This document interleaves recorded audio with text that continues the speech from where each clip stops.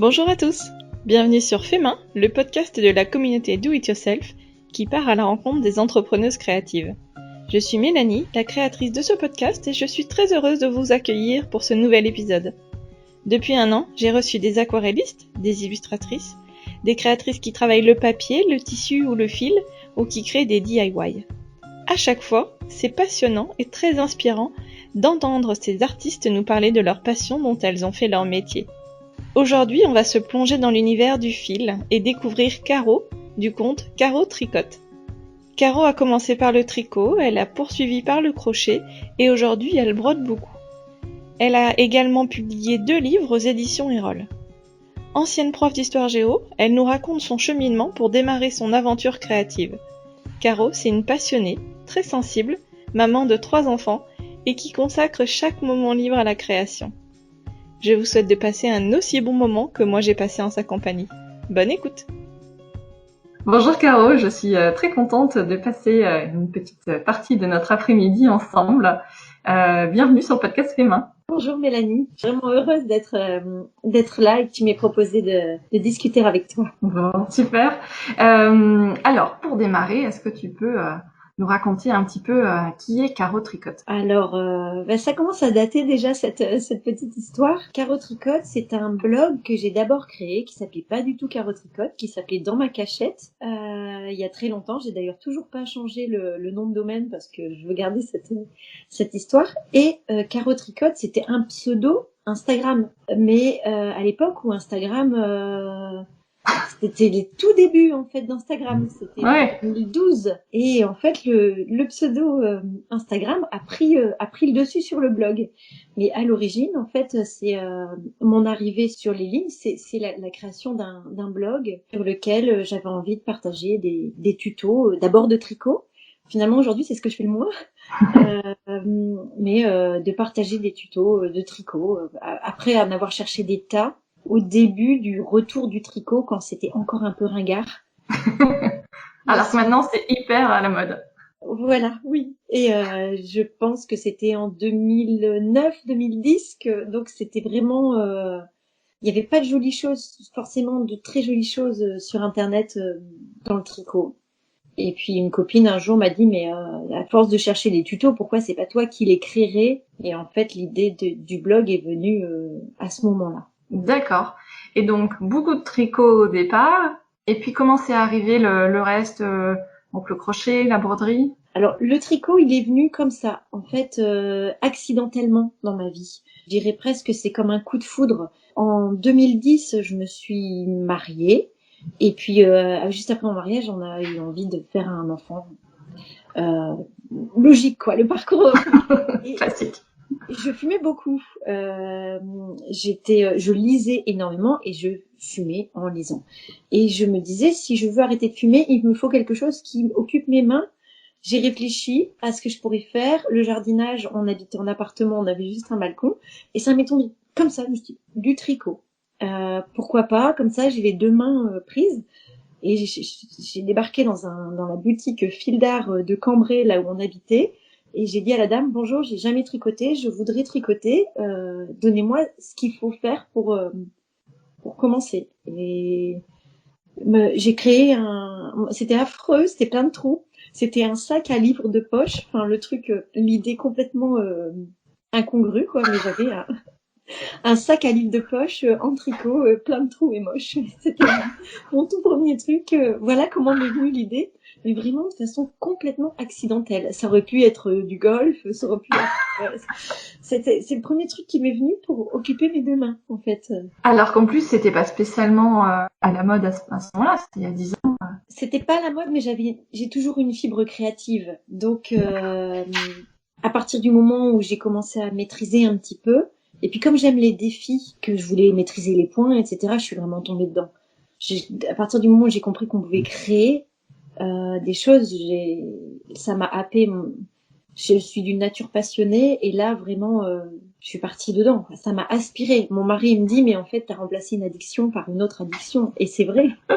Bon, celle-ci est moins pire pour la santé. Elle est bonne pour la santé. Oui, oui.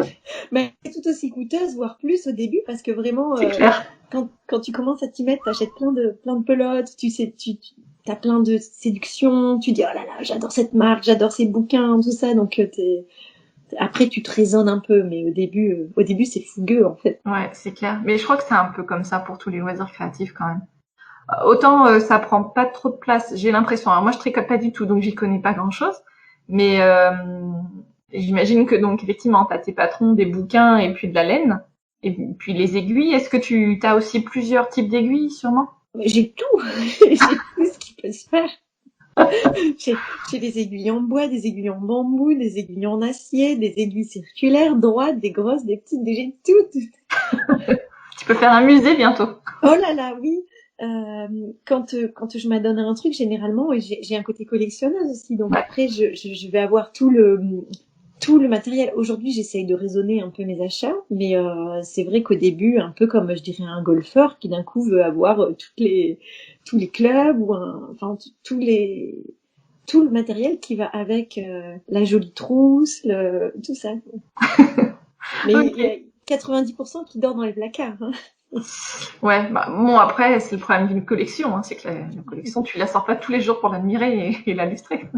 Moi je suis un peu comme ça aussi, j'ai eu un peu ce côté-là au départ, un peu oui oui une petite frénésie quand même au départ de vouloir dès que je voyais un tissu qui me plaisait de toute façon je l'achetais. Oui, oui. C'est comme une histoire d'amour en fait. Maintenant, tu vois, mon histoire d'amour avec le tricot, elle est devenue plus raisonnable. Tu vois, elle est moins passionnelle. J'ai des achats, mais c'est vraiment ça. C'est vrai quand on découvre quelque chose, on y pense tout le temps. Ça envahit notre quotidien. C'est Ouais.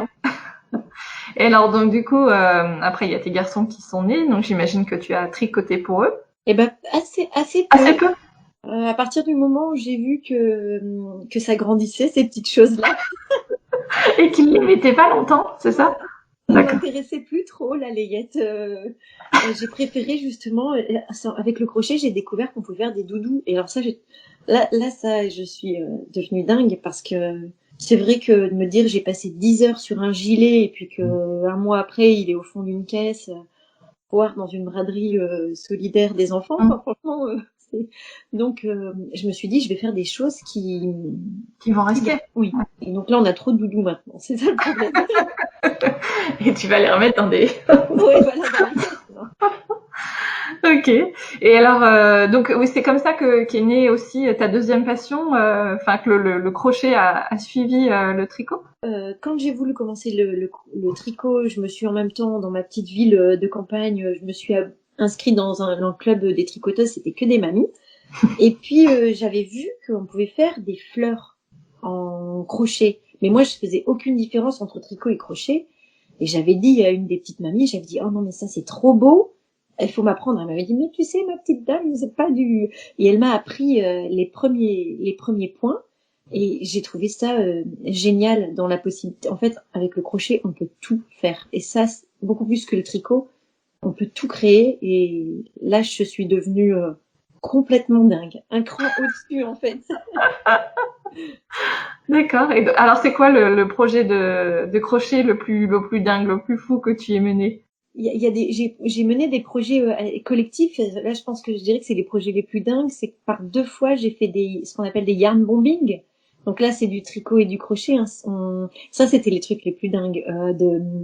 De taguer une ville de tricot et de crochet.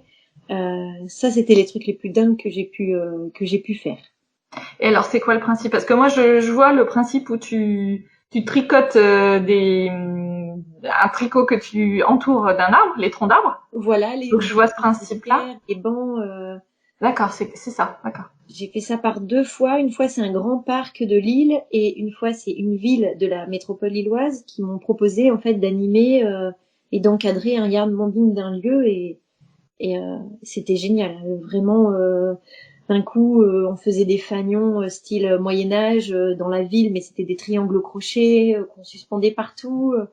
Il y avait un élan, tous les gens participaient. Enfin, vraiment, ça, c'était peut-être le point ultime de création de tricot et de crochet j'ai pu faire dans ce que j'ai fait. Ouais. Puis il y a une dimension du coup collective que t'as pas quand parce que souvent tu fais du tricot ou du crochet et pas du troquet seul, j'imagine. Oui, et là vraiment c'était et puis c'était beau, c'était vraiment beau. C'était avec des gens, c'était dehors, il y avait des couleurs, vraiment. En bref, tout ce qu'on peut plus faire aujourd'hui. Alors effectivement, pour donner un petit peu de contexte, on est tout début novembre, on s'est fait reconfiner et voilà. Donc maintenant, j'ai discuté avec, j'allais dire Cerise, pas du tout, Laetitia de Vers Cerise la semaine dernière.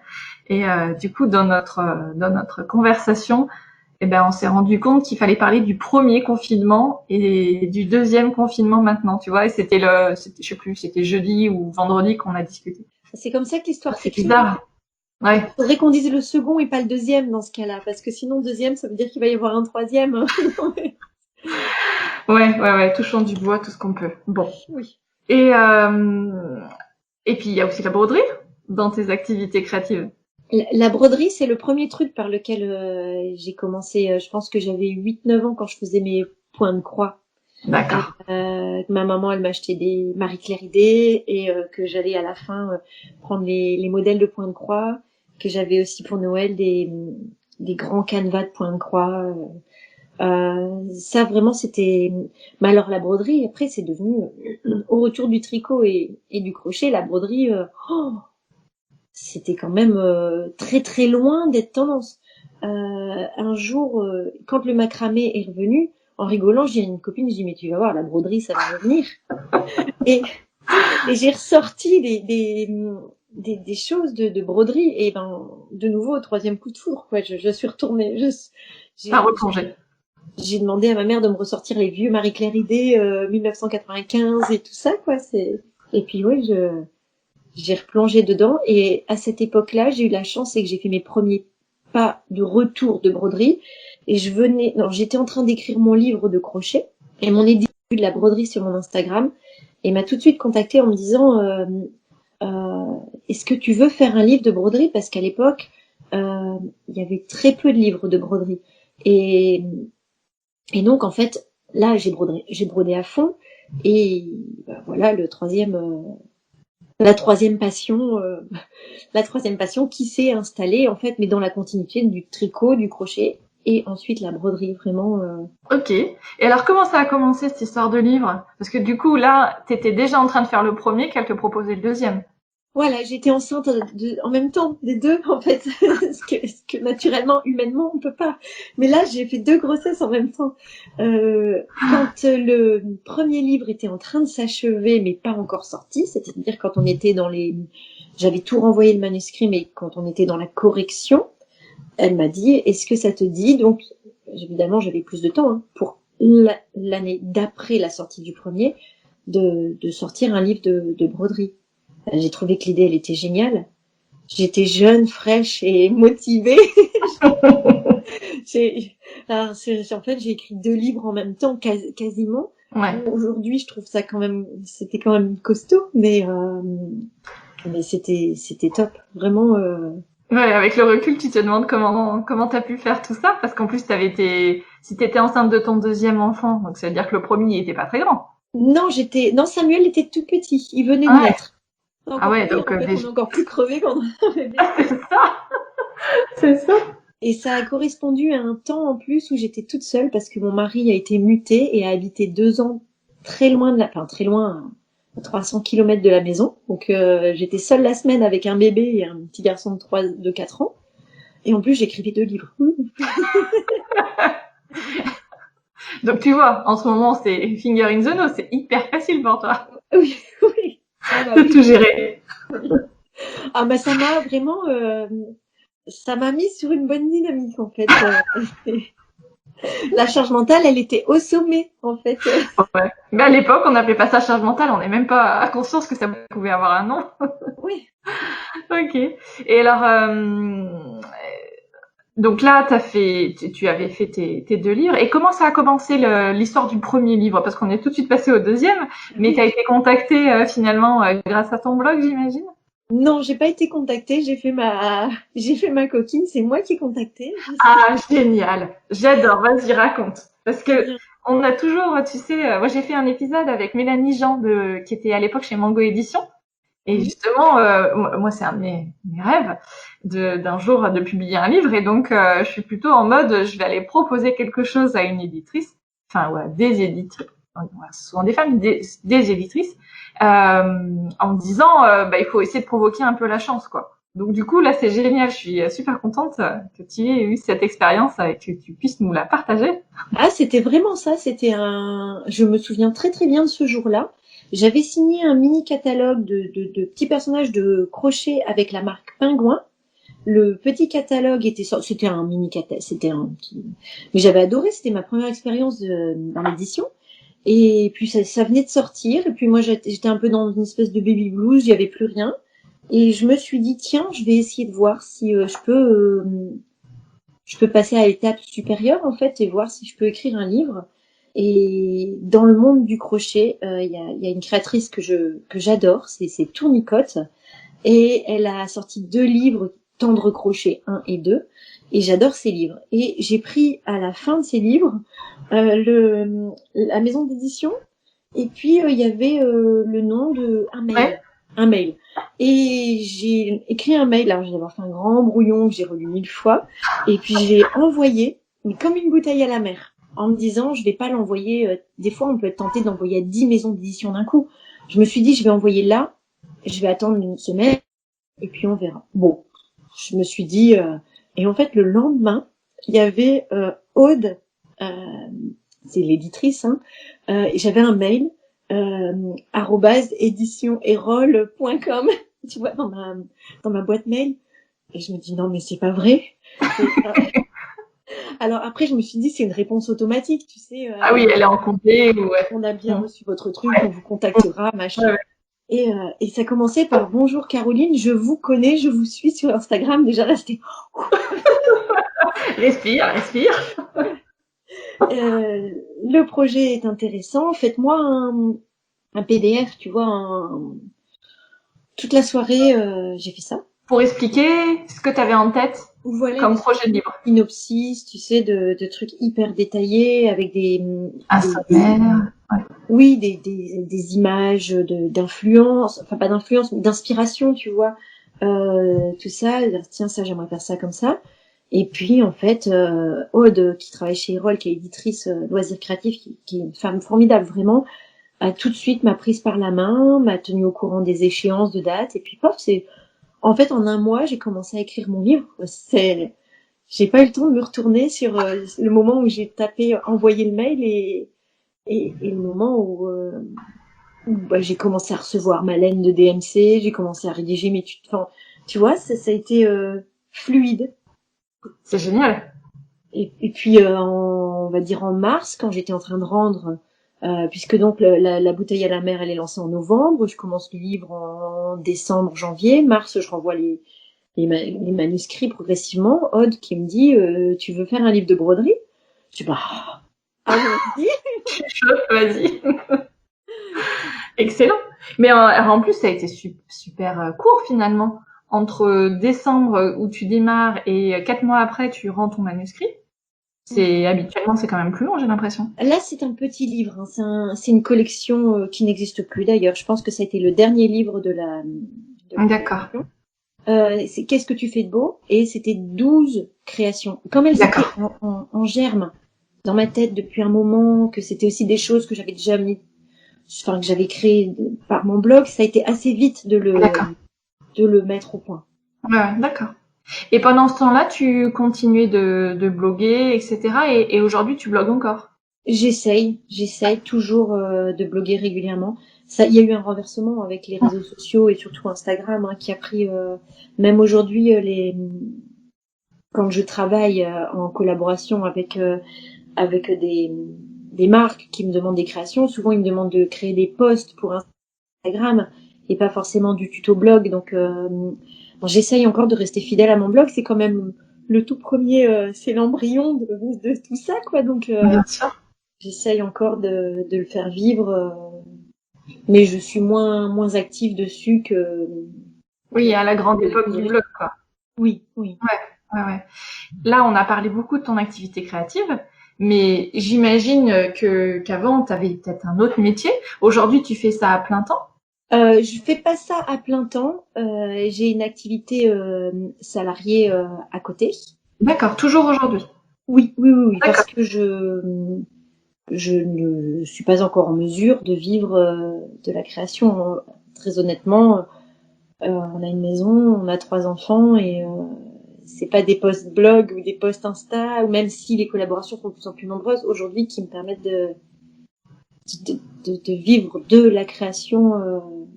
J'ai pas franchi le pas, disons. Ouais. Et ça serait un rêve pour toi ou finalement le fait d'être salarié et d'avoir ton activité, parce que du coup, j'imagine que tu es salarié mais à temps partiel. Je suis salariée à temps partiel, oui. Et donc, du coup, est-ce que c'est aussi une forme d'équilibre finalement pour toi ou... Je pense, parce que c'est aussi un travail très sujet aux aléas. Tu vois, en ce moment, par exemple, je travaille beaucoup avec des marques qui m'ont confié des projets DIY pour Noël, qui me confient une enveloppe, enfin, ils me disent pour une enveloppe, et puis, mais t'es très dépendant aussi de ta boîte mail, et des fois, je me dis, je reste aussi libre aujourd'hui de créer mes propres patrons parce que parce que j'ai aussi ce métier-là salarié qui me sécurise Ouais. et que j'aurais trop peur en fait d'un coup de guetter ma boîte mail et de me dire oh, ça fait 15 jours, j'ai pas eu de proposition de collaboration ou mes ventes elles baissent, tu vois, je me sens aussi libre de créer des fois des choses en me disant ben ça va peut-être je vais créer un patron, ça va moins bien marcher ou ça mais je veux pas ça me permet de pas aussi être dépendante du marché. Tu vois ce que je veux dire Ouais. de suivre mon envie créative, euh, pas de faire de l'argent pour créer pour aussi ça. Donc Oui, créer des oui. choses qui me ressemblent. Voilà, je sais pas si je dis bien tout ça. Alors, non, moi je trouve ça clair. Après, ça fait aussi écho, tu vois, aux autres conversations, aux autres épisodes du podcast, où là, effectivement, bon, l'avenir nous le dira. Si finalement tu es au milieu du chemin et que finalement, peut-être que dans 5 ans, tu seras à plein temps sur ton activité créative et que tu seras épanoui comme ça, en ayant trouvé cet équilibre entre finalement à la fois tes aspirations créatives pour faire ce que toi tu as envie de faire, trouver le bon compromis finalement entre ça et puis les commandes aussi qu'on te passe et que tu es heureuse de faire et Mais qu'effectivement que parfois, tu n'utilises ne pas, sont quoi. pas toujours. Tu vois, les commandes, des fois, j'ai déjà créé des choses que j'ai trouvées moins jolies ou moins à mon image, mais parce que c'était plus pro, tu vois. Ouais, Donc c'est ça aussi. ouais, c'est ça, c'est des petits compromis que tu fais parce que tu as un client en face qui t'a aussi donné un certain nombre je sais pas si c'est des contraintes, mais Oui, c'est ça, un cahier des charges. au moins un cadre, voilà, un cadre à ton travail et donc du coup c'est pas forcément comme toi tu l'aurais fait. Enfin, il y a peut-être pas 100% de ce que toi tu aurais fait s'il n'y avait que toi dans la créa. Oui. Donc Peut-être que je non, me mais dirige vers ça. Peut-être. On verra bien. Mais j'ai voilà, on verra. fait un grand volte-face dans ma vie parce que j'étais enseignante avant. Et j'ai pris une disponibilité de l'éducation nationale pour justement avoir un travail au plus près de mon temps à la maison, en fait, et qui me laisse un temps de création plus important. Parce que j'étais prof d'histoire géo jusqu'en 2014. C'est un métier que j'ai adoré faire. Hein. C'est juste qu'à un moment, c'était plus en adéquation avec mes aspirations créatives. Ça me laissait plus le champ pour créer, plus autant de temps pour créer.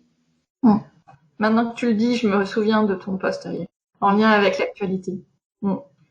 Et alors c'est intéressant ce que tu dis parce que j'ai beaucoup d'auditrices et je crois qu'il y a beaucoup aussi de créatrices et notamment dans celles que j'ai reçues qui étaient enseignantes. Et alors moi ma maman était enseignante donc je suis pas dans ce cliché où les enseignants ont des mois et des mois de congés, ils travaillent peu dans la semaine, etc. Voilà, je sais ce que c'est la réalité d'un enseignant et donc du travail que ça représente. Et donc, comment on explique justement finalement qu'il y ait autant, parce qu'il y a, je crois que c'était l'été dernier, enfin cet été, j'ai fait un petit sondage sur Insta, et je crois que j'avais 20% de mes auditrices, alors ceux qui ont répondu au sondage, hein, évidemment, mais j'avais 20% qui étaient dans l'enseignement. Alors je me dis, mais est-ce qu'il y a une explication au fait qu'il y a peut-être plus finalement une surreprésentation des métiers de l'enseignement, la création avec ses 10 doigts, dans le do-it-yourself, dans tout ça. Je pense que c'est un métier très très créatif aussi, d'une certaine manière.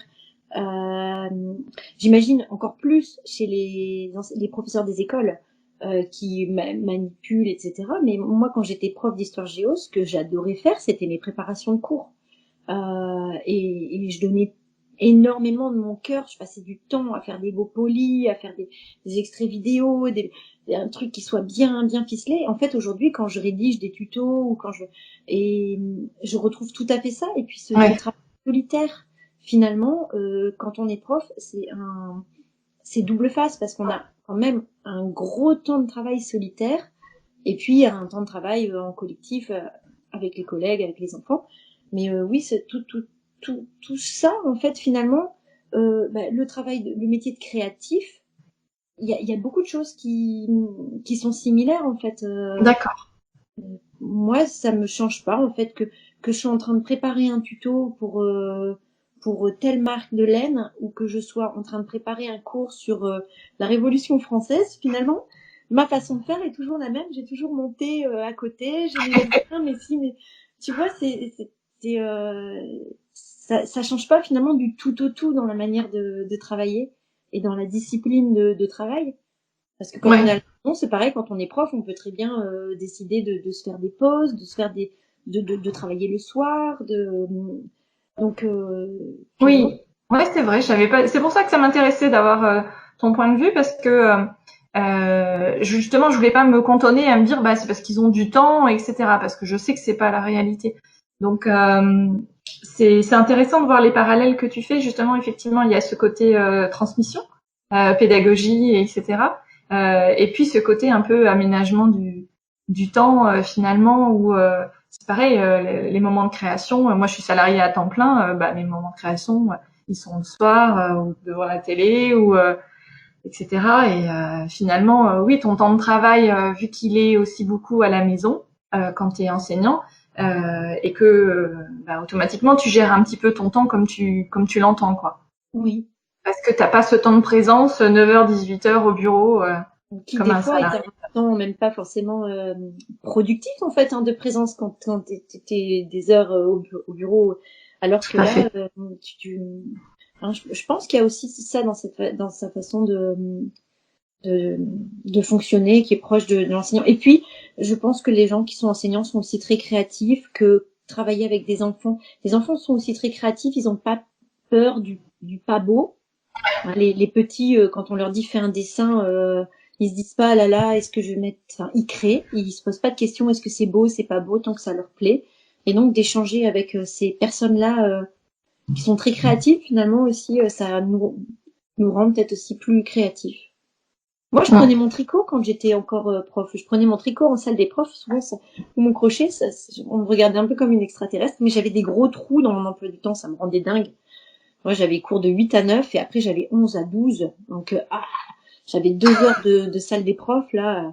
Alors, comme je voulais pas corriger mes copies parce que tout le monde nous parle et qu'on est tout le temps coupé, moi, je prenais mon tricot. Et voilà. Donc, en fait, ça a aussi permis, ça m'a laissé tous ces trous dans mon vilain emploi du temps, là. Ça m'a ménagé du temps pour tricoter un peu plus. D'accord, ouais, c'est cool. C'est vrai, oui, pour le coup, moi, je me vois pas faire du tricot au bureau, quoi. Enfin, Oui. bon, puis, pour le coup, je tricote pas. Bon, puis de toute façon, on est tous en télétravail jusqu'à la fin des temps, alors. Oui. Non, évidemment, je rigole. Bon, ok. Et donc en 2014, tu as arrêté et après, alors ça coïncide peut-être aussi avec une grossesse ou 2014, en fait, j'ai pas arrêté en 2014, c'est un peu plus tard, mais je n'ai plus été en classe. 2014, c'est le début de mon congé mat D'accord. et mon congé parental ensuite pour la naissance de Samuel. Il y a eu beaucoup de choses qui se sont passées. il y a eu janvier 2015, je me souviens bien, il y a eu Charlie Hebdo. J'étais encore en congé mat. Ouais, j'étais en congé mat ou en congé parental, je sais plus. Et il y avait la minute de silence dans les classes et j'avais envoyé des messages aux collègues qui m'avaient dit que ça s'était pas fait facilement. Enfin, toutes ces choses-là au collège où on travaillait. Et en fait, tout doucement, j'avais un petit bébé dans les bras, c'était beau, j'étais à la maison et j'ai plus envie d'y aller. J'ai fait un peu un moment, j'ai peur quoi maintenant, mais c'était pas forcément du beau tout le temps. Où on doit toujours asseoir son autorité d'une certaine manière dans certains établissements, hein, pas dans tous, mais et j'étais toujours mon corps en tension. Et puis en fait, avec un deuxième bébé et puis tout ça, j'ai eu envie d'une pause. Ouais. Comme en fait mon congé mat, ça avait coïncidé avec, j'en avais profité pour développer mon blog, tout ça, mais je me suis dit voyons, allons voir un petit peu, tentons quoi. Ouais. Et du coup, pour l'instant, tu n'y es pas retourné et ça fait pas partie des projets. J'ai démissionné.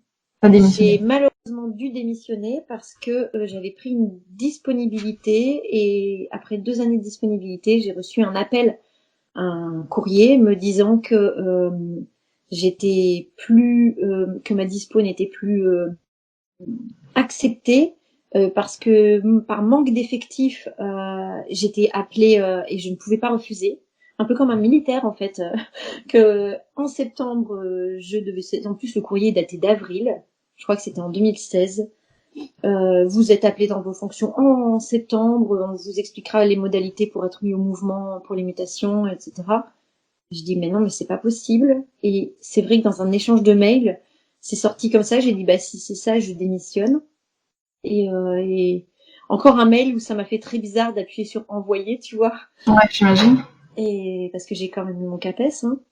Et puis, la vie a fait que, voilà, ça s'est déroulé. J'ai reçu un papier, j'ai signé, j'ai renvoyé, j'ai fait tout un peu en pilote automatique. Et puis, je me suis dit, bon, bah, de toute façon, tu avances.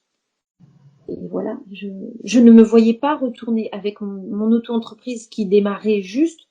C'était c'était la tuer que de me remettre devant des élèves à temps plein en septembre. Ouais, et puis t'avais plus l'envie de toute façon. En plus, oui. Et puis rien de lire Repartir au mouvement. Quand on est prof et qu'on connaît un peu le jeu des mutations, etc., je me dis, mon Dieu, je ne vais même pas savoir si je suis à 200 km de chez moi, tu vois, à 15 jours de la rentrée, et avec 2 enfants en bas âge et un mari qui habite pas à la maison, quoi. Donc voilà, tout ça a motivé mon Ouais, je choix. comprends, ouais. Ouais. Alors, je connais pas bien ce principe-là de mutation, etc. Parce que ma maman, je l'ai toujours connue dans le collège pendant, je sais pas combien d'années elle y a fait, mais peut-être 30 ans ou un truc comme ça. J'en Donc, aurais rêvé de ça. Je rêvais de travailler dans un établissement, de m'encrouter, tu vois, de devenir la madame, madame machin, c'est que tout le monde a. Malheureusement, je suis arrivée en 2007, j'ai eu mon CAPES et c'était beaucoup un fonctionnaire sur deux. Alors, l'histoire de non-remplacement d'un fonctionnaire sur deux. Et quand je suis arrivée, j'ai toujours été la dernière arrivée dans un établissement. J'ai toujours été le poste qui saute. Donc en fait, je faisais 1 an dans un établissement, voire 2 ans, et puis à chaque fois, en mars, le chef arrivait avec l'enveloppe et il disait, ah, bah, on a perdu des heures en histoire géo, ah, bah, Caro, t'es la dernière arrivée, tu sautes. Et donc, en fait, j'ai fait prof parachute, quoi. J'ai toujours été échouée dans des nouveaux trucs, des nouveaux collègues. ah, il faut tout recommencer tous les ans. Oui, Ah, tous c'est des ignoble. nouveaux enfants, des nouveaux collègues. Tu te fais des amis, tu pleures tous les ans, hein. Ouais. Que les enfants ils te ramènent un bouquet de fleurs, au revoir madame machin, enfin, c'est dur, j'ai Ouais. plus envie aussi. Mais quand j'ai eu le CAPES, je me voyais vraiment devenir la madame, la vieille prof d'histoire géo, cheveux gris, dans son Je collège de vois. campagne, tu vois. Ouais, je vois bien. J'ai fait tellement, tu vois, je suis en train de me demander. Ah si, ça y est, je me souviens qui c'était. Prof d'histoire géo. Dans mon collège de campagne. Qui quand elle décède, t'as son enterrement, tu vois, je me Ouais, voyais tous les... vraiment comme ça, comme j'avais l'image d'une ancienne prof d'ailleurs qui est décédée de quand j'étais au collège ou qui a eu. Mais non, moi en fait j'étais toujours l'inconnue. Je devais refaire toujours mes preuves. me réhabituer à des collègues qui avaient toujours des usages différents. Enfin, Ah ouais. Et de passer de ce cadre. Alors, le métier de l'enseignement, c'est très particulier et puis on entend depuis très longtemps que c'est compliqué, qu'il n'y a pas de moyens, que, enfin, voilà, les choses sont très difficiles au niveau de l'éducation nationale, visiblement. Mais tu as quand même un cadre avec, par contre, finalement une hiérarchie plus ou moins distante, etc. Enfin, il y a une hiérarchie proche, mais parce que finalement le chef d'établissement, c'est pas ton chef direct aussi, c'est pas le recteur qui finalement ou les inspecteurs, etc. Il y a oui, plusieurs rôles ils comme sont ça. tous plus ou moins chefs sur des Périmètre. Ouais, voilà. d'accord. Et donc du coup, tu passes d'un côté justement où t'es fonctionnaire, t'étais fonctionnaire. Oui, oui, Ouais. oui, oui. Donc tu passes d'un côté où t'es fonctionnaire à un autre où dans l'auto-entreprise, bah t'as pas du tout le même cadre. Il faut que tu t'organises toi-même, il faut que tu ailles chercher ton salaire toi-même, etc. Comment ça s'est passé cette transition? Et j'imagine que c'est peut-être un de ces moments-là où du coup t'as repris un travail salarié. Après 1 an d'auto-entreprise, effectivement, j'ai repris un travail salarié à temps partiel. L'auto-entreprise, en plus, moi, j'ai une espèce de phobie administrative. Alors, l'auto-entreprise, c'est juste. Bon, maintenant, ça va, j'ai mes échéances pour payer mes impôts. Une fois que tu as passé ta première année de vie d'auto-entreprise, tu as balisé un petit peu, tu comprends le fonctionnement du truc. Tu comprends que il faut faire tes factures, parce que tout ça tu fais pas quand t'es fonctionnaire en fait, donc c'est pas rigolo et c'est pas du tout créatif par contre, Ah, mais faut le faire. Alors ce que je faisais des fois, et là je fais coucou à Lorraine de Atelier des Nanas qui me grondait au début, c'est que je rendais mais je rendais pas ma facture, tu vois, je rendais mon article. J'avais fait ma truc, ma photo, et puis j'envoyais pas ma facture parce que dans ma logique de salarié ou de fonctionnaire, ça allait tomber. ça allait arriver tout seul, Voilà, à la fin du mois. d'une manière ou d'une autre. Et des fois, j'avais des et elle me disait, Caro, n'oublie pas ta facture. Et après, je me disais, ah oui, mais alors il fallait que je renote en arrière tout ce que j'avais fait pour tel client, tout ça. Mais maintenant, je suis plus disciplinée, hein, mais au début, oui, c'était un peu le stress de complètement une nouvelle façon d'aborder l'argent. C'est aussi Ouais. très bizarre de parler d'argent encore il y a quelques jours. On me demande quels sont mes tarifs. C'est quelque chose que j'ai beaucoup de mal à aborder. Je sais pas combien ça vaut. Combien ils estiment que ça vaut, combien les autres filles qui font comme moi des articles, des tutos, combien elles le vendent. Moi, j'ai pas d'idée. Il y a pas de syndicat des blogueuses, influenceuses. Créative.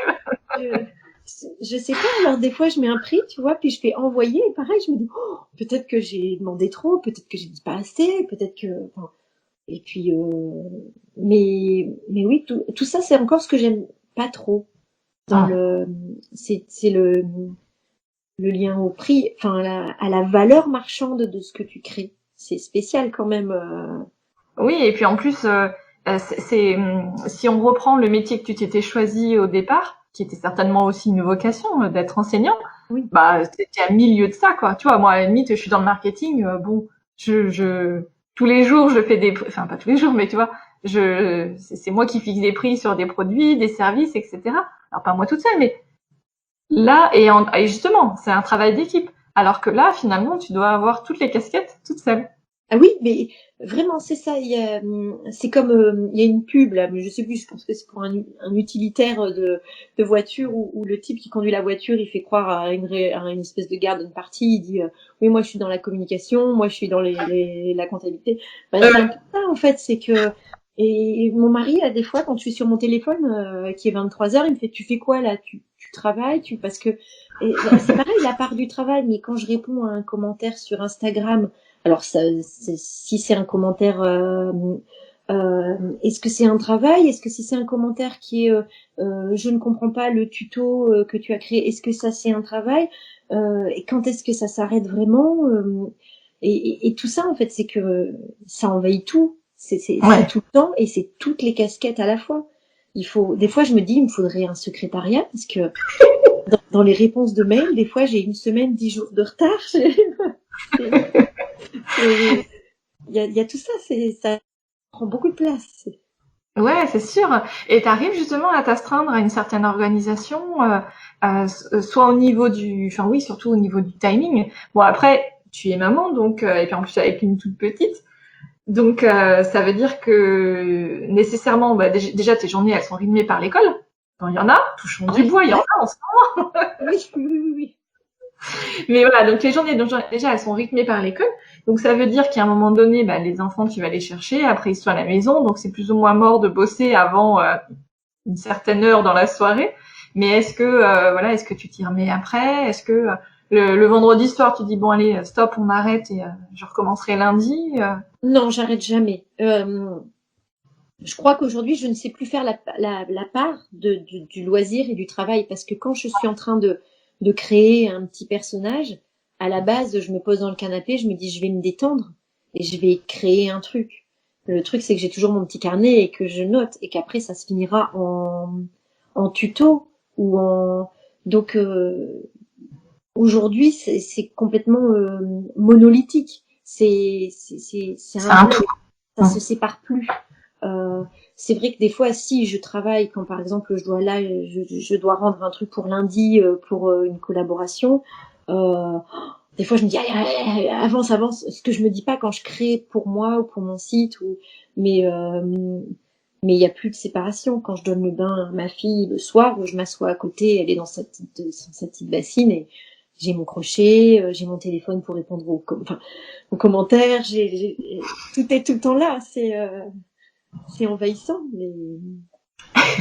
Et en même temps, j'ai trouvé mon équilibre dans ma vie de maman. Ça n'a pas envahi et ça n'a pas surpassé. Au contraire, je suis plus disponible pour eux là que je ne l'aurais été si j'avais gardé ma vie d'enseignante en bossant sur plusieurs établissements et en faisant des soirées, réunions, conseils de classe, etc.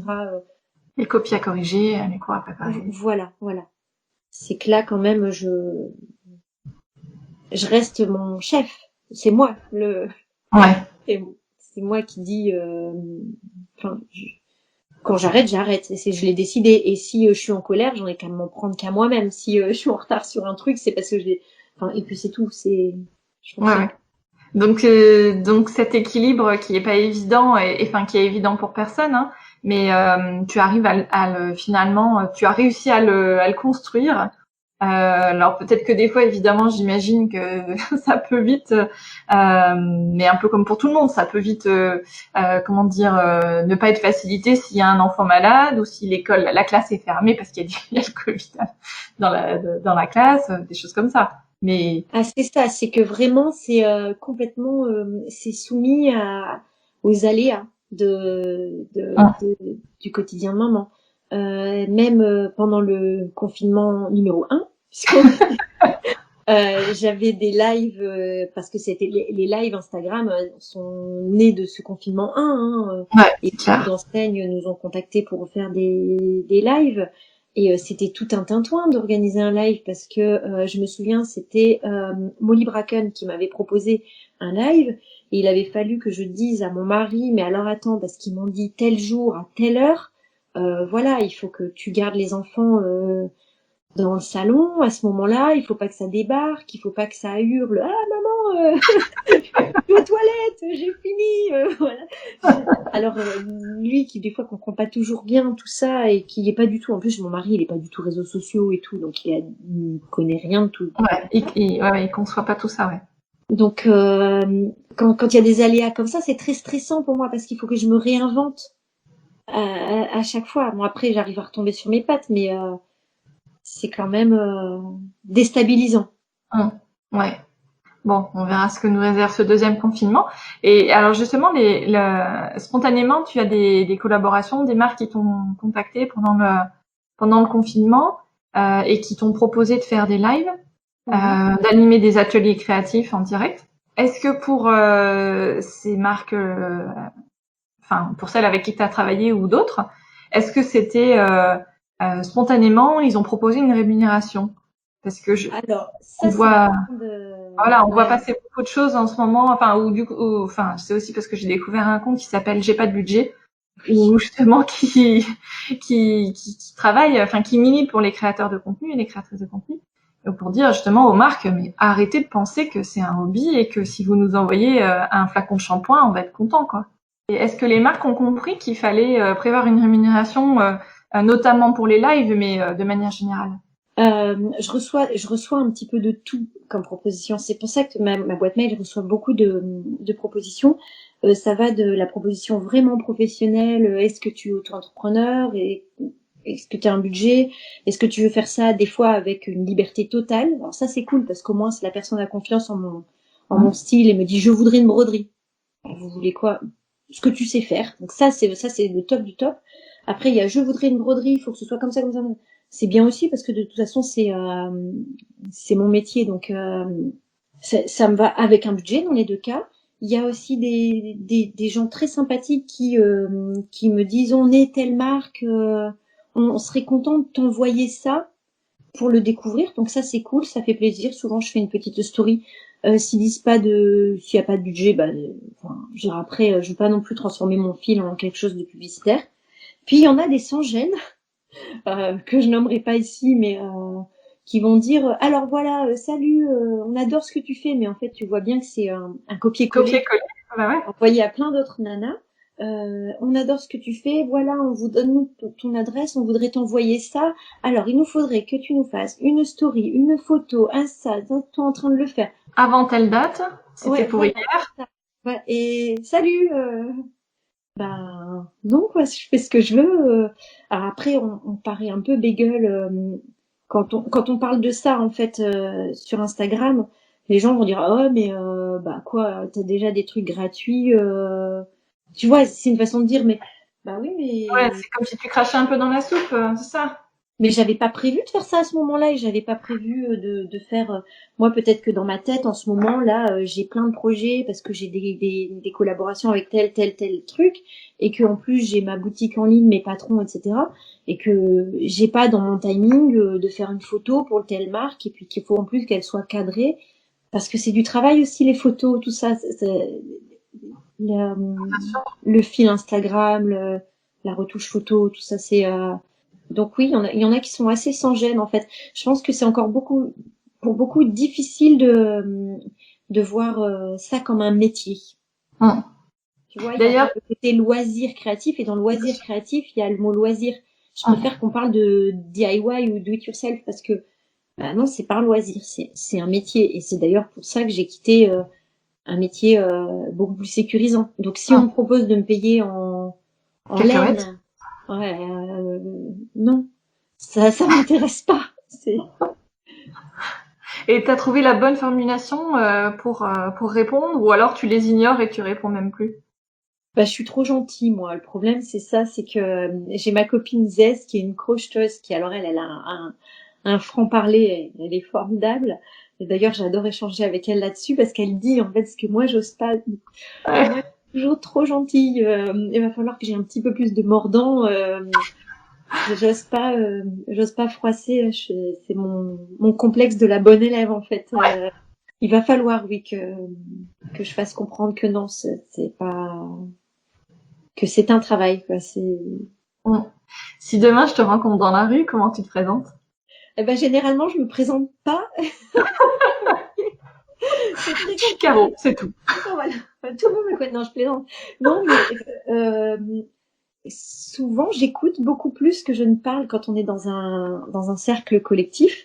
Comme j'écoute le podcast Change ma vie, j'ai appris qu'en fait, il fallait le présenter comme ça plutôt que de dire je suis timide. Il fallait voir le bon côté, donc dire je suis très à l'écoute sur les prises de parole en public. Et donc maintenant, c'est vrai que quand, par exemple, on a un dîner, je suis pas forcément à parler de moi.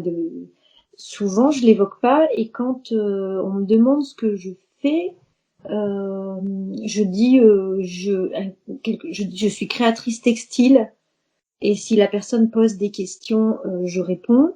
Mais c'est tellement compliqué et vaste que je pense que je peux le dire qu'aux gens qui t'écoutent ou, ou aux gens Je de la vois. communauté Insta, mais avec un parent d'élève qui fait, je sais pas moi, qui est pas du tout au fait sur le trottoir devant l'école, tu vois, qui est pas du tout au fait de tout ça, je saurais même pas dire ce que je fais comme métier. Je sais même pas. Je suis créatrice, mais pas que. Influenceuse, j'aime pas ce mot. Blogueuse. Il y a tellement de facettes. Je sais pas en fait. Donc je dis créatrice textile. Ouais. Bah, ça résume bien, je trouve. Puis comme les gens ils savent pas trop, bah, ils me posent pas plus de questions. Tu vois, Ouais. pas si t'as autre chose ici. Ouais. Bon, ça filtre aussi, quoi. Les gens qui, du coup, sont vraiment intéressés par toi, ils vont creuser en disant, alors, mais ça veut dire quoi, créatrice textile? Non, mais le truc qui m'arrive maintenant, vraiment, d'ailleurs presque un petit peu bizarre, c'est je parle d'un truc avec une maman à la sortie de l'école ou quelqu'un que je croise, et puis je lui dis oui bah ça, puis elle fait oui je sais, je suis ton Insta, et et d'un coup tu vois je me sens toute nue, ça me fait Je comprends. ça me fait trop bizarre. Je me dis ah mais en fait elle est une inconnue pour moi, et Et elle me connaît. chose. Voilà.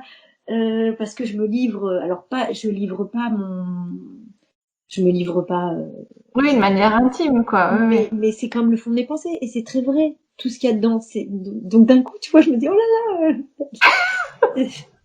oh, mais alors souvent, je suis même gênée, tu vois, je dis, ah bon, ben, voilà, quoi, j'ai rien à dire. Mais donc, il y a que ces gens-là qui savent, qui sauraient dire que ce que je fais comme métier, tu vois. Ouais. Puis il y en a qui croient éternellement que je suis femme au foyer, quoi, que quand je retourne chez moi, C'est pour glander devant la télé. ouais, voilà, tu sais, quand ton voisin il dit ben il peut pas faire un truc parce que lui il bosse, tu vois. Ben, ouais. Je vais pas commencer à te raconter que moi aussi je bosse parce que tu comprendrais pas, mais tu vois, c'est un peu ça. Ouais, c'est vrai, mais c'est vrai qu'on est tous quand même un petit peu dans le jugement. Enfin, où je vais parler pour moi. Des fois, oui, je me dis aussi, je suis un peu dans le jugement. J'ai une de mes voisines, je la vois tout le temps faire les allers-retours à l'école, donc je me dis, bah donc elle est à la maison et elle fout rien. Et en fait, bah sur le principe, j'en sais absolument rien, quoi. Et on a cette tendance Et ça à tombe, juger. elle manage une entreprise de folie, tu vois, depuis chez elle, sur les temps de... Non, mais...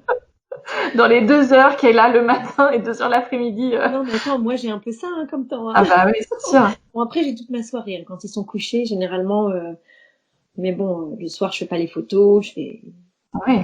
Et Hortense, elle dort la nuit? Elle dort bien? Elle dort, et puis elle m'appelle un peu à 4 heures. Et puis Ouais, après, elle se rendort. parce qu'elle est encore petite. Hein. Elle a un an, c'est ça, tu Elle a dis. 1 an et même pas 2 mois. Ouais. Donc bon, c'est tout, je me lève, j'y vais, et puis voilà. Mais je me suis tellement habituée que je crois que je suis plus... Voilà, je crois que je suis tellement tout le temps fatiguée que je me rends plus compte que je suis fatiguée, tu vois. Je peux pas me dire ce matin, je suis plus fatiguée qu'un autre matin. En fait. Ça me paraît tellement loin tout ça, mais pourtant, oui, c'est pendant des années et des années où tu dors pas Bah oui, je correctement. crois que tu redors quand ils ont quoi, 5 ans. Ouais, oui, je dirais ça aussi.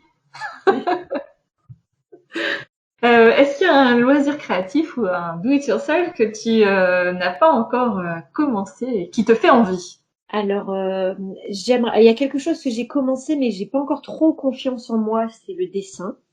Ouais. J'ai toujours cette petite voix qui me dit ah c'est pas beau, mais c'est Pourtant, tes patrons de broderie, c'est bien toi qui dessines.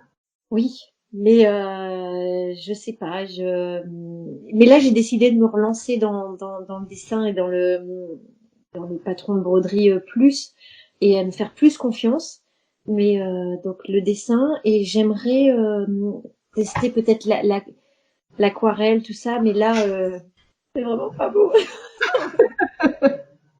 Tu n'en es pas encore à un stade où tu peux partager sur Insta. C'est juste ça. Tu vois, je fais Clotilde. Clotilde du soulier. Ah oui, ouais, oui, oui. Oui, voilà, non, c'est pas, ça ne me plaît pas. Entre l'image que tu vois, tu Que bâtis tu quelque chose dans ta projettes. tête, tu te dis, waouh, je vais faire un bouquet, machin. Et puis en fait, après les couleurs que tu as choisies, ça fait une espèce de jaunasse, tu vois, cacadois qui se marie pas du tout avec le vert plutôt chlorophylle que tu regardes ça, tu dis ah non, c'est pas bon. Et par contre, tu vois, bizarrement, c'est que des fois, j'en ai fait des tas ou même des dessins. Genre en ce moment, les dessins de broderie que je ressors sont des dessins que j'ai fait il y a peut-être 1 an. Mais en fait, je l'ai pas fini, par exemple, sur Procreate parce que je me dis ah c'est moche. Hein. Et tu sais, j'ai laissé la pile dans ma et c'est seulement là, je les ressors et je fais ah mais c'est pas si dégueu que ça. Et pareil, j'ai déjà ressorti des trucs à l'aquarelle 1 an après en me disant bah pourquoi j'ai arrêté, c'était pas si laid que ça. Et c'est sur le coup en fait, on trouve ça moche. C'est pas Ouais, moi ça me fait ça aussi. Hein. Des fois juste le lendemain ou même si t'as détourné les yeux pendant 10 minutes et que tu retombes, alors moi en l'occurrence c'est sur des cartes, où je dis ah ouais en fait c'est pas mal. Mais ça me fait ça aussi. l'esprit humain, on est toujours on se fait pas confiance, on se dit que c'est direct d'entrée de jeu, tu vois, tu partes, ah non, c'est moche. Mais même, quoi que je crée, en fait, j'ai toujours ce moment de rejet. À un moment, je vais dire, ah, c'est dégueulasse. Jette. Ouais, ouais. Et en fait, je poursuis ou je pose et je reprends, tu vois, mon petit lapin Georges en crochet. En fait, c'est un petit cadavre sans oreille qui est resté pendant 1 an. Il lui manquait un bras et il n'avait pas d'oreille. Et il est resté pendant un an dans une caisse. Et c'est en rangeant des pelotes que j'ai retrouvé ce petit bout de bonhomme. Et puis je me suis dit, tiens, je vais lui faire ses oreilles, je vais faire son deuxième bras. Je l'ai assemblé. Et en fait, il m'a vachement plu. Et c'est probablement le patron que j'ai le plus vendu. Comme quoi, Et c'est marrant. et il y a un moment, en fait, peut-être 1 an et demi avant, où tu vois le petit truc en train de se monter, je me suis dit ah c'est affreux, je l'ai jeté au fond d'une caisse et je l'avais complètement oublié. En fait, quand on est créatif, on est très torturé aussi. Hein. On a ces moments-là où on rejette complètement ce qu'on est en train de faire ou qu'on est nul ou. Ouais, ouais. Bah, je sais pas si tu connais Laure de papier. Je connais, oui, je vois ce qu'elle fait, c'est Et magnifique.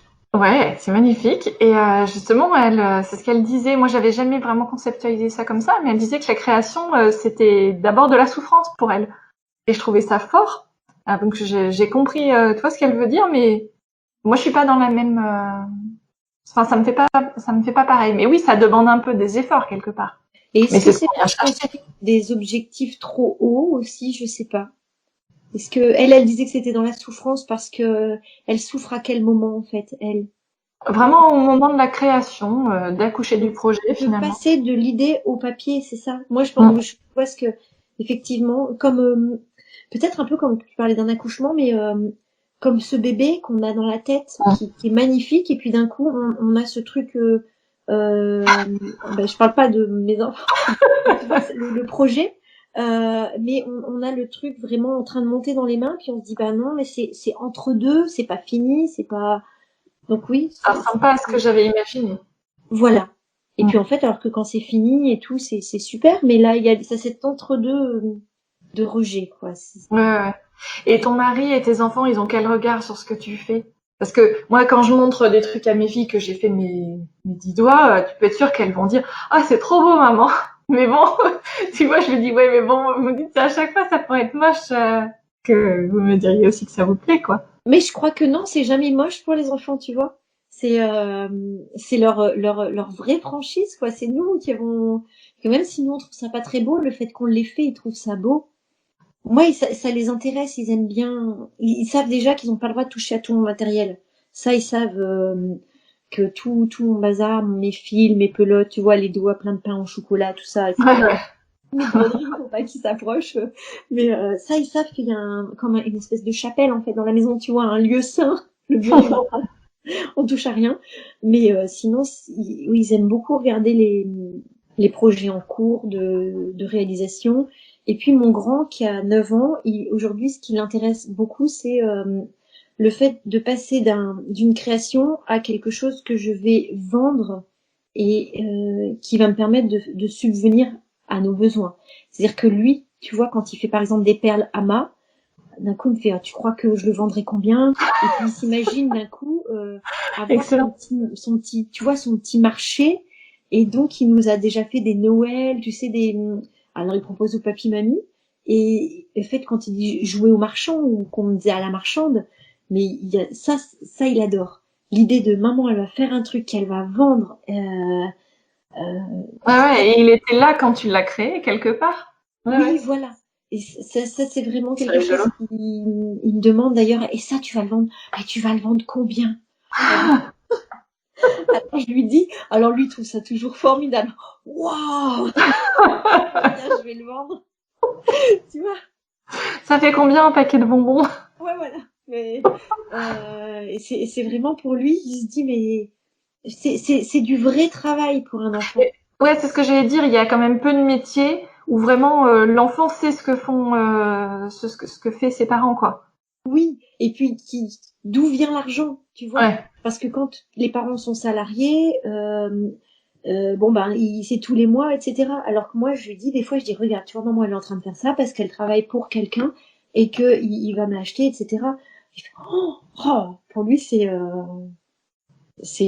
formidable quoi. Alors il veut faire pareil, donc il fait le soir je le vois, il fait des peintures, il fait des trucs, il écrit un livre en ce moment, tu vois. Rien qu'un, il écrit un livre d'histoire en plus, donc Voilà. il a sorti un vieux méga histoire qui était à moi et il fait des frises et puis il a cartonné la couverture. Il me fait, tu vois maman, je fais un livre, et ben je vais le vendre.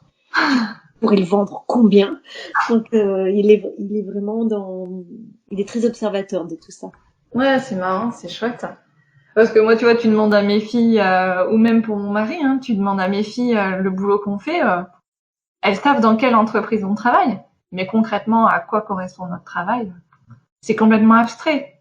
Quand on dit mais maman, elle fait quoi comme travail, ils rigolent, ils disent oh, avec un retricote alors. Et là, les maîtresses, elles disent, quoi? Ouais, voilà, c'est donc Va voir sur Insta. où elle fait du tricot, tu vois. Donc après, Elle passe ses journées sur Instagram. Ok. Bon, donc toujours, mais tu changes quand même. C'est plus art du fil, c'est des choses, je sais pas comment dire, mais en tout cas, voilà, plus proche du dessin, de l'aquarelle. Tout ce qui est punch needle, couture, qui est plus proche de l'art du fil. Ça, c'est des choses aussi que tu fais, que tu as déjà fait. j'ai déjà fait, mais alors moi je suis comme un chat. J'aime mon petit confort dans la création. C'est-à-dire que j'aime bien être dans mon canapé, posée, Ah etc. oui, Et que bah déjà la machine à coudre, bah faut ça la marche pas. sortir, faut être assis, faut même si j'ai tellement envie de coudre, tu vois, c'est quelque chose. Mais à chaque fois c'est jamais le bon moment. C'est jamais. Alors que quand ma fille elle est dans son bain, je prends mon crochet, je prends mon tambour à broder. Quand on part en voiture, tu vois, la machine à coudre. C'est pas jouable. Et Branché sur puis, l'allume-cigare. oui, voilà. Donc c'est pas nomade, c'est pas. Il y a plein d'étapes, c'est pas intuitif. Comme des fois, on part en voiture, je prends juste un crochet et une pelote, je sais même pas ce que je vais faire. Oui, mais tu sais que Tu tu vois. vas en faire quelque chose, ouais. Mais d'ailleurs souvent c'est les créations les plus, c'est les meilleures créations celles-là. Tu sais, tu bidouilles, puis d'un coup tu crées une petite fleur. Mais mais oui, quand c'est le soir, je me mets dans le canapé, un peu mes coussins dans le dos, tout ça. Donc le punch needle, c'est le côté répétitif du geste que j'ai moins aimé. Je sais pas si t'as déjà fait du punch needle. Non, j'en ai jamais fait, non, non. Ça m'attire pas plus que ça, à vrai dire. C'est qu'en fait, il y a un côté très basique instinct, en fait. Tu vois, clac, clac, là, t'as une grosse aiguille et Ouais, je tu vois. la plantes, tu la plantes. Ouais. Et ça te fait pas ce côté répétitif avec le tricot?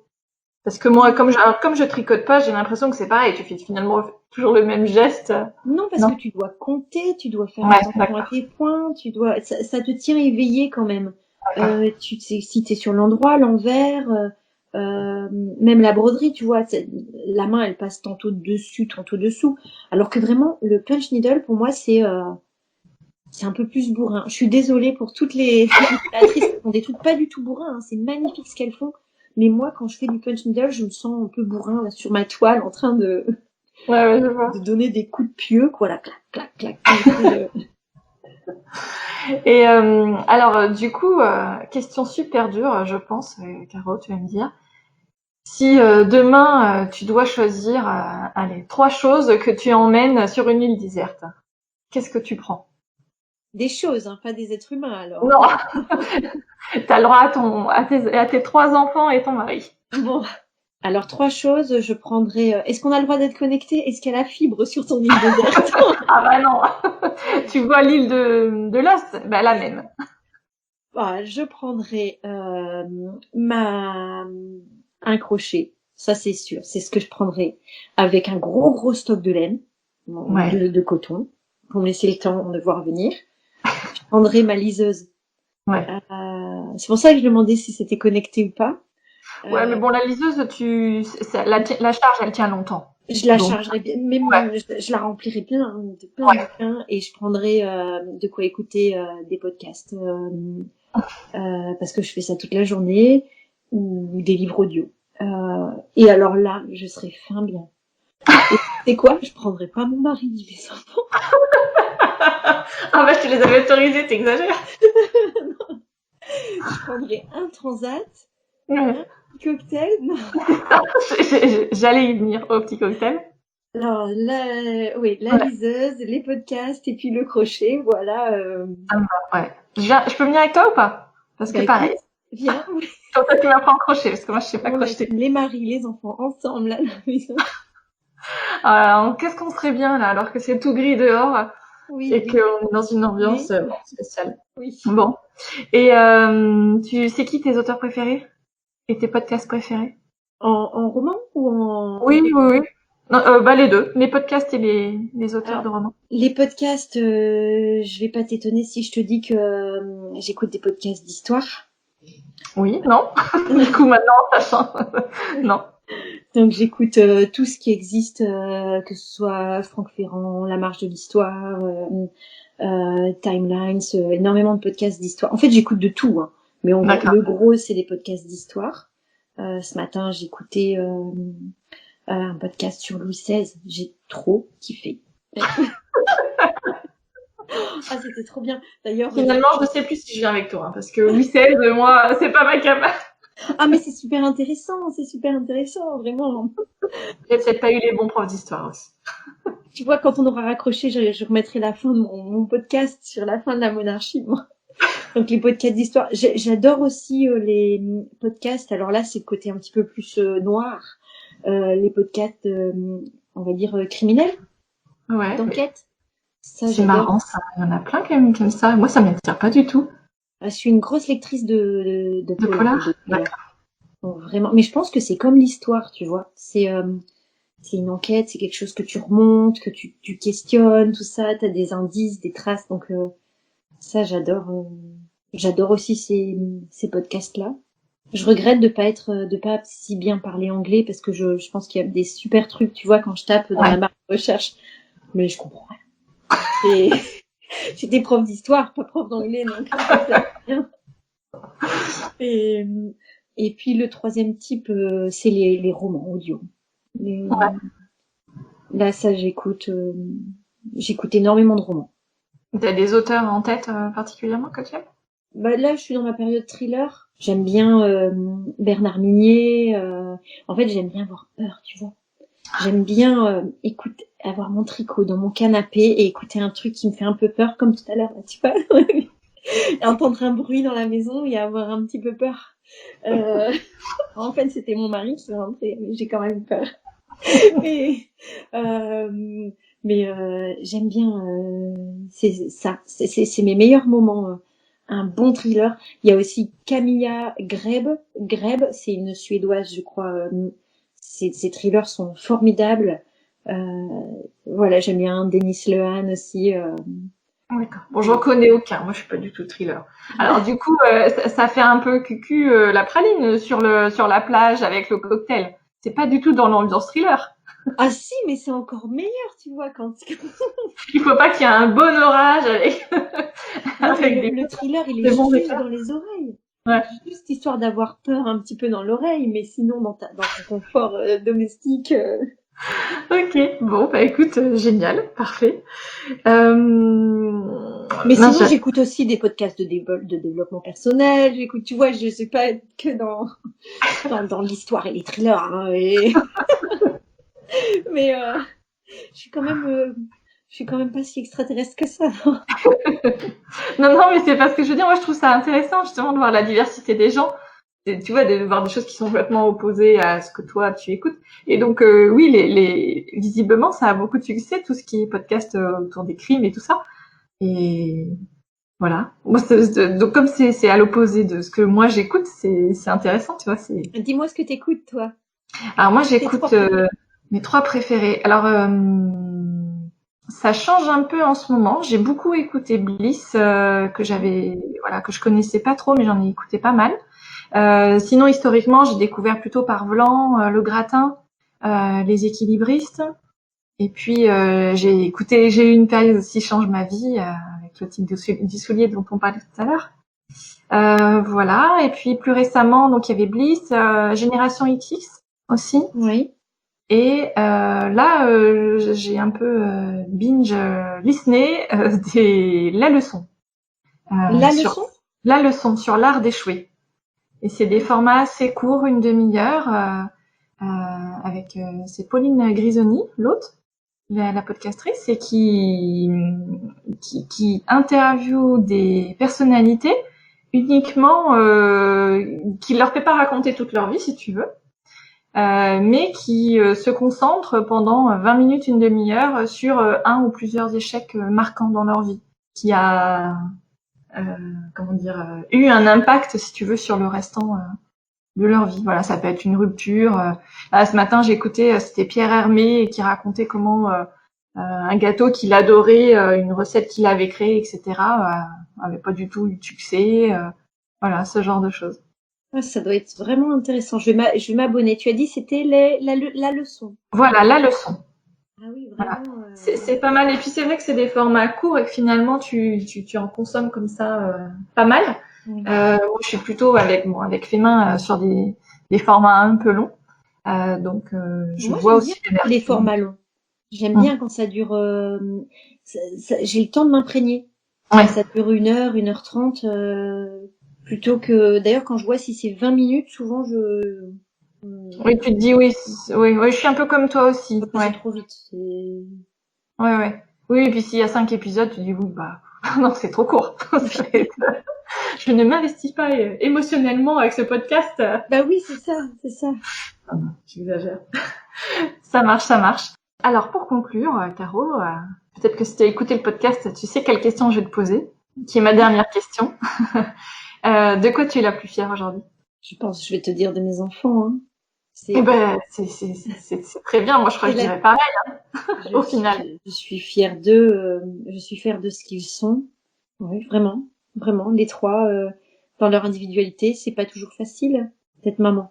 Et souvent, on s'endort un peu avec la boule au ventre en se disant, ah, j'aurais dû moins crier, demain je serai différente. En fait, demain ça recommence, mais oui, je suis très fière de comment ils sont et de comment ils abordent leur quotidien et des enfants qu'ils sont. Mm. Ok, génial. Eh ben, parfait. Pourrais renoncer à tout, hein, l'auto-entreprise, le tout, mais pas forcément s'il y avait un truc qui arrivait. C'est eux la priorité et ils le savent et Ouais. Et ils te font pas, des fois, un peu ressentir que tu n'es pas assez présente? parfois je le ressens moi-même. D'ailleurs, j'essaye d'être plus présente quand je suis avec eux, présente mentalement. J'ai pris conscience il y a pas si longtemps que ça que des fois ils me parlent et pas tout le temps, hein, mais que je suis pas là ou que j'écoute pas. Mm. Et je me déteste quand je fais ça. Mais parce que je suis en train de penser, parce que j'ai eu un mail, parce que vite fait il me raconte un truc et que je vois un mail de quelqu'un qui me propose un truc et qu'il faut que je réponde. Et j'essaye quand même de me dire maintenant, même si ce qu'il va me raconter là, que par rapport à mon urgence du moment, c'est pas très important qu'il aille changer sa carte Pokémon, machin, tu vois, c'est Je dans vois une bien. échelle de gradation. Mais pour lui, c'est super important à ce moment-là. Donc, je me dis, bon, allez, je vais être présente au moment avec lui, mais c'est vrai que c'est parfois dur. Et, et quand on a sa petite entreprise comme ça, c'est parfois aussi qu'on doit avoir toutes les casquettes, comme on disait. Hein, c'est euh, c'est dur de tout le temps décrocher. Mais oui, faut que je sois plus présente avec eux et et plus dans l'instant, que je laisse un peu plus le téléphone au loin. Je pense que ça nous parlera à beaucoup, et je m'inclus dedans. Moi, mes filles, souvent, elles me disent ça aussi, laisse ton téléphone. C'est des fois, t'as envie de dire oui, mais bon, en même temps, voilà, c'est un peu comme tu disais. Des fois, ce que t'es en train de me raconter, bon, c'est pas non plus hyper passionnant. Donc, Oui. bon, il y a des fois, tu décroches, quoi. Ça s'éternise, machin, il y a des rebonds, tu vois. C'est pire qu'un podcast criminel, quoi. T'as qu'un Pokémon, t'es là, t'as perdu le fil, tout ça. Tu te dis, mon Dieu, il est 17h09, à 17h15, il faut que j'ai répondu. Tu vois. Bon, en tout cas, on les aime fort. Oui, voilà. Et c'est ça, au bout du bout, qu'on retiendra. Oui. Et puis, rien de tout ça serait là avec la même passion s'ils étaient pas là, c'est sûr. Bon, bah super. Eh ben écoute, merci beaucoup Caro. On te retrouve évidemment sur ton blog. On peut aller commenter, hein, un truc de fou. On pourrait aller commenter des articles sur ton blog. Oui, ça serait pas dingue ça. Qui remonte à Mathusalem même. Et puis évidemment, bah, on te retrouve sur Insta. Voilà, on te fait un petit coucou. Moi souvent, je le sais pas toujours évidemment, mais je trouve ça en fait trop cool quand il y a des personnes qui ont écouté l'épisode et qui te connaissaient pas, parce qu'évidemment il y a ceux qui te connaissent et qui vont écouter l'épisode, et puis il y a toutes celles qui te connaissent pas encore et qui vont te découvrir et qui vont aller te faire des coucous. Alors moi souvent j'ai des stories dans lesquelles on me dit j'ai apprécié cet épisode, etc. On te tag, etc. Mais je sais pas après ce que vous dites entre, tu vois, les auditrices qui ont écouté l'épisode et les créatrices et les invités. Donc c'est toujours rigolo. Et comme je viens de finir le montage de mes épisodes anniversaires, et donc j'avais tous ces retours en fait des invités qui me disaient qu'elles avaient eu des retours spontanés des auditrices qui avaient écouté les épisodes, etc. Et qui du coup, tu vois, ça crée quelque chose, en fait, qui est vachement sympa et que seul l'audio peut faire. Alors, la vidéo aussi pourrait, mais il y a ce côté, ce petit lien où on t'a parlé au creux de l'oreille pendant 1h30, qui est quand même vachement sympa. Peur, là, tu vois, je me sens toute fébrile. Je me dis, oh là là, je me suis mise toute nue, là. Bon, alors, voilà. Allez rassurer Caro. Allez lui dire que c'était super intéressant. Je suis une grosse stressée, alors j'ai jamais trop confiance. Donc là, tu vois, je me refaire tout le film et je me dis, oh non. Bon, tu écouteras de toute façon. C'est aussi l'occasion de dire un petit peu les coulisses. Moi, je fais toujours valider l'épisode aux invités, donc elles l'écoutent toujours avant de me dire OK, ou alors on va enlever ce petit truc, etc. Donc voilà, elles sont toujours en conscience de ce qui va être diffusé, mais c'est vrai que oui, il faut accepter de se jeter un peu à l'eau, quoi. Écoute, j'ai hâte de voir ça, d'entendre ça plutôt. Ouais. Bon, ça sera dans quelques semaines. Oui, prends ton temps. Je te remercie vraiment de ce temps que tu m'as proposé de partager ici. Vraiment, j'en suis très très honorée, vraiment. Ah, c'est très gentil. Bon, écoute, merci beaucoup Caro, et puis à très vite. À très vite Mélanie. Salut. Me revoici. Si vous ne la suivez pas déjà sur Instagram, rendez-vous sur son compte Caro Tricotte. Venez me faire un petit coucou également si vous découvrez le podcast via cet épisode. Il y a plus de 40 conversations avec des créatrices, toutes plus inspirantes les unes que les autres. Le podcast est disponible sur toutes les plateformes de podcast, sur YouTube et sur mon site podcastfaitmain.fr. Si le format vous a plu, je vous invite à partager l'épisode sur Instagram ou à en parler à votre cercle créatif. Et si vous voulez me donner un coup de pouce, laissez un commentaire et une note sur Apple Podcast. Ça ne prend qu'1 minute à faire, promis. Je vous retrouve vite pour un dernier épisode pour 2020. Prenez soin de vous et à bientôt.